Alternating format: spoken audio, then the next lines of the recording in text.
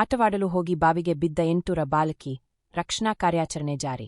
ವಿಜಯಪುರ ಜಿಲ್ಲೆಯ ಇಂಡಿ ತಾಲೂಕಿನ ರಾವುನಾಯಕ ತಾಂಡಾದಲ್ಲಿ ಆಟವಾಡಲು ಹೋಗಿದ್ದ 8 ವರ್ಷದ ಅರ್ಚನಾ ದೀಪಕ ರಾಠೋಡ್ ಎಂಬ ಬಾಲಕಿ ಬಾವಿಯಲ್ಲಿ ಬಿದ್ದಿರುವ ಘಟನೆ ನಡೆದಿದೆ.